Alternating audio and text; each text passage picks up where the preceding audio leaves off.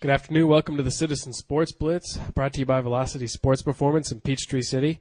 I'm Mike Boylan, sports editor for the Citizen News. With me, as always, is sports staff writer Kevin Wandra. Good afternoon. We've got a lot to talk about. We've got 2 softball teams that have made the Elite Eight in their respective classifications, and we have 5 volleyball teams that start their state playoff runs this Saturday.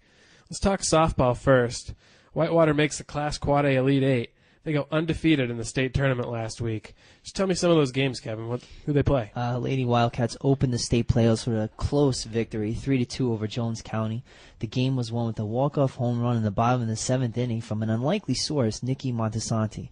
And I say unlikely source because, they have a ton of great hitters on that team, and Montesanti kind of came out of nowhere, even though she's a good player for them. Haley Richards drove in the first 2 runs with a triple in the first inning, and Whitney Toller, their ace, picked up the win, striking out 7 batters and allowing 2 hits. Then they followed this win with a huge victory, 3-1 over their nemesis Greenbrier. Lauren Willimon drove in 3 runs with a double in the first inning, and Toller got the win again, striking out 3 batters and pitching out of some big jams. Then they completed their huge weekend with a 15-0 victory over Lee County, absolutely crushing Lee County. Toller threw a 1-hitter and struck out 5 batters, while Ashley Swab and Tess Eccles each went 2 for 3 at the plate. Eccles had 3 RBIs, and Jamie Saunders and Laura Willimon also had RBIs for Whitewater. Well, you mentioned Montesanti hitting the home run and saying it's unlikely. That's because Jamie Saunders has really been their home run source this year. Right. And Lauren Willimon, she's a candidate for Player of the Year. High batting average, always getting on base, driving in big hits. So. And Montesanti, the reason why I said unlikely source, she's young. I think she's a freshman. She's a freshman or a sophomore. So. And their pitcher, Whitney Toller's a sophomore. So, yes. Not only is their future bright this year, but, looking at the years ahead, they've already gone deeper than I think they made it ever before. Right. So that's amazing. Sandy Creek played in the Class A tournament last weekend. They opened with a 1-0 win over Appalachia in 8 innings. They lose to Lumpkin County 7-4 in the next game, but then they get 3 straight wins. They beat Cedartown 11-0, Elbert County 4-3. Then they avenge some of those early season losses to Central Carroll and win 4-3 in 8 innings. There's one player on that team, goes by the last name Yancey, big-time home run hitter. Coach Lisa Pierce didn't want anything to do with her. They walk her 4 times. The strategy pays off. Some big players for Sandy Creek in the tournament, Megan Colazza, Danny Frazier, Kayla Aubrey, they're all hitting well. Aubrey gets the game-winning hit against Elbert County. Kayla Folds, big-time performance pitching against Central Carroll, 8 strikeouts. Candace Dunn gets the winning hit, scores Megan Colazza. So now Sandy Creek is playing Northside Columbus tomorrow at noon, and after that, the winner of that gets a Coney County South Effingham. Whitewater's also playing in Columbus. They open against Marist at 2. Winner of that takes on Cherokee and Lee County at 6. So both teams, and they're both young. A lot of these both teams are returning a lot of players next year, so they're getting big-time playoff experience, and they're going to be able to make a big push next year as well. It's amazing. They were the 2 youngest teams in the area, and they're both playing for state championships. Also in the state tournament, McIntosh nearly made it. They open with a loss to Dutchtown 2-0 in the opener. They get a 6-1 win over Wayne County. They win 1-0 over Effingham County, and then lose 2-1 to Northside Warner Robins. I know Morgan Kidd factored big into those. All those games were really close. They just couldn't put the offense, couldn't score those runs late. Stars Mill opens with a 4-0 loss to Northside Warner Robins. They get a 17-0 win over Bainbridge, and then lose to Greenbrier 2-1. So they get knocked out of the double elimination tournament. Congratulations to both of those teams on a great season. Absolutely. Their class programs, their coaches are great. Right. And, they're going to reload and come back and make it an exciting region next year too. So, right. Well, that's what we have for softball. We're going to take a quick break and come back and talk volleyball. Stay tuned.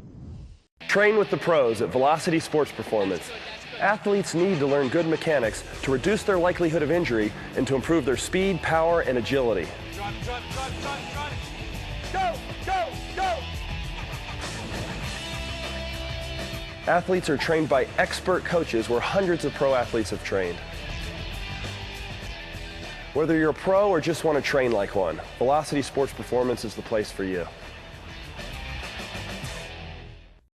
Welcome back to the Citizen Sports Blitz, brought to you by Velocity Sports Performance in Peachtree City. Now let's talk volleyball. All season long, we pretty much expected these 5 teams to make the state playoffs, and they did.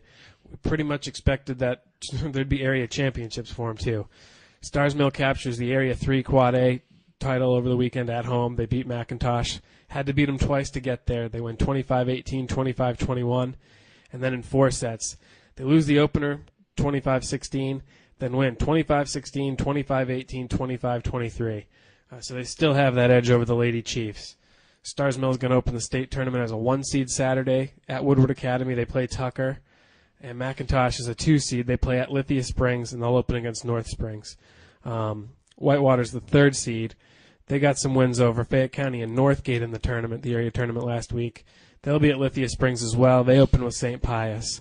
And both teams also had players that made the all-area team. Can you tell me who made those? Just numerous players, not surprisingly. For the Area 3, 4A all-area team, you have Whitewater's Casey Howen and Brittany Woods, McIntosh's Kendall Wild, Elise Chubb, Lee Moore, and Morgan Mitchell. Stars Mill had Alexis Schaefer and Chrissy Culp, and Mary Shoyden, not surprising, was named area MVP. And another, not surprising move here is Coach Dottie Licciardi was named area coach of the year. What a great season for Stars Mill. So I expect those teams will keep advancing too in the tournament. I think McIntosh and Stars Mill, I know in the past they've both made the Final Four.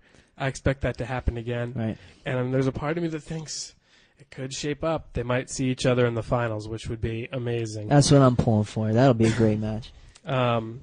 Sandy Creek wins the Area 6 AAA championship, and they didn't really have too many problems. They beat Villarica and then Cartersville in 2. They beat Cartersville 25-12, 25-11, and then 25-22, 25-14, 25-15. This is a stocked Sandy Creek team. At the beginning of the season, you looked at them. They brought everybody back from last year's team that just missed winning a championship. They know what it takes, and it's going to take a big push in the playoffs. They're going to open the AAA state tournament Saturday with a game against Harlem. Those games are being played at Westminster. And the winner of that game takes on Flowery Branch and Hardaway. So I think Sandy Creek has a very good shot at making their Final Four. But winning the Class AAA championship isn't going to be easy. Blessed Trinity, Columbus, they're all going to show up and put up big obstacles there. One thing is for sure, Creek's coach, Paul Collins, will have his team prepared. Absolutely. And they're only going to graduate 2 seniors from this team, so the future is still looking pretty good for them as well. Olympia Haney and Jesse Rupel are both seniors that are moving on, but they're going to bring back Katie Davenport as one, Lauren Bellew, Jennifer Dunn. It's a big team. And they should be contending for another state championship next year as well. Absolutely. Landmark Christian places second in Area 3 AA/A.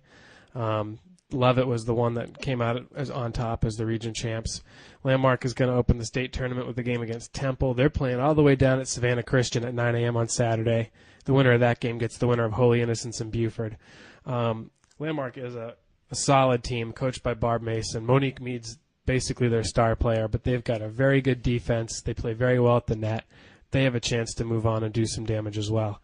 So I have a feeling next week we're going to come back and we'll be talking about the Final Four. And I think we could have 3 or 4 teams that are in there as well. I hope so. So it's pretty good.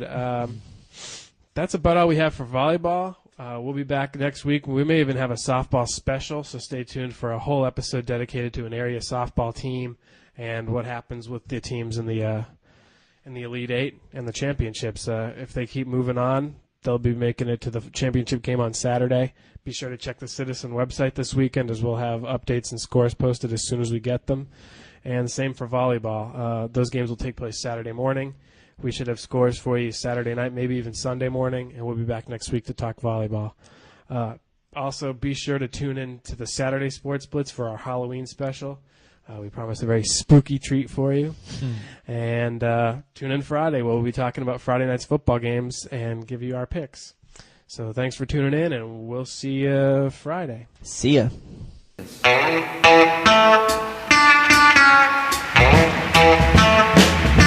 I'm gonna tell you a story.